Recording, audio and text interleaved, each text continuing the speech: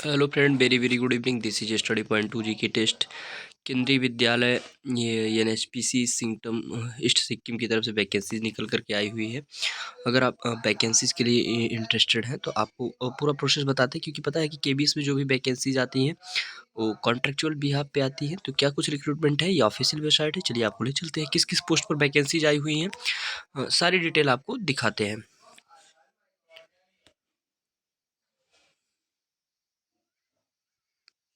तो फ्रेंड, ये officially notification detail advertisement का आ चुका है, जो शिक्षकों के लिए वाक इंटरव्यू पे संविदा पे होगा 2024-25 सेशन के लिए।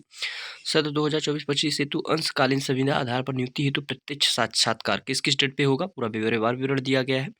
शैक्षणिक सत्र 2024-25 हेतु केंद्रीय विद्यालय एनएचपीसी सिंगताम में निम्नलिखित विषयों के शिक्षकों का पैनल तैयार करें और इस विद्यालय में अंशकालीन संविदा के आधार पर रिक्तियों का आवश्यकता अनुसार भरने के लिए साक्षात्कार का आयोजन 6 मार्च एवं 7 मार्च को करा जाना सुनिश्चित है। 6 मार्च को पीजीटी भौतिक, गणित, रसायन, जीव विज्ञान, वाणिज्य, अर्थशास्त्र, अंग्रेजी, हिंदी, कंप्यूटर, इतिहास एवं भूगोल का होगा। टीजीटी हिंदी, अंग्रेजी, गणित, जीव विज्ञान, संस्कृत एवं शारीरिक शिक्षा एवं कंप्यूटर के अनुदेशक का होगा। उपस्थिति की टाइमिंग जो दी गई है 9 बजे दी गई है। 7 मार्च को आपका प्राथमिक शिक्षक, खेल कोच, संगीत शिक्षक, कला शिक्षक, नृत्य शिक्षक, योगा शिक्षक एवं स्पेशल एजुकेटर का होना है।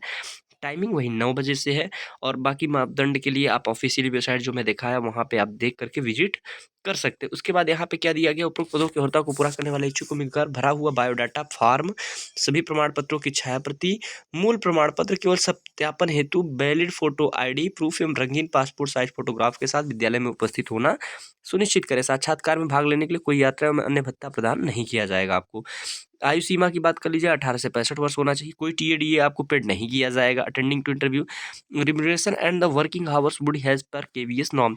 पारिश्रमिक एवं कार्यविधि किसी संगठन के नियमानुसार होगा। अलग अलग पदों के लिए अलग अलग आवेदन करना होगा।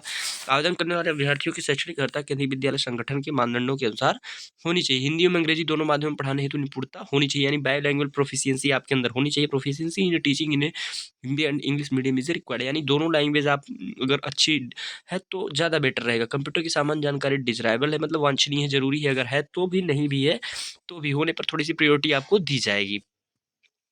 उम्मीदवार सत्यापन के लिए मूल रूप से भरे हुए पंजीकरण फॉर्म में दस्तावेजों की स्व सत्यापित प्रति के साथ मूल प्रमाण पत्रों के साथ साक्षात्कार में उपस्थित होंगे, यानी फोटोकॉपी के साथ साथ मूल प्रमाण पत्र होना चाहिए। ड्रेस कोड प्रत्येक शिक्षक सुनिश्चित करेंगे उनका पहनावा साफ सुथरा एवं सम्मानजनक होना चाहिए। सारा ये विवरण दिया है, ये पीडीएफ में आपको प्रोवाइड करा दूंगा।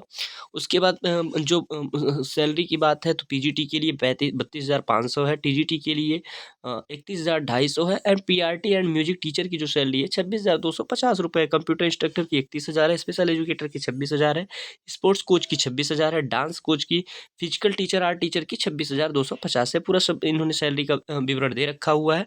तो ये पूरी तरीके से अगर आप इंटरेस्टेड हैं तो ज़रूर से ज़रूर इस वैकेंसीज में भाग आप लें। ये पूरा डिटेल रहा।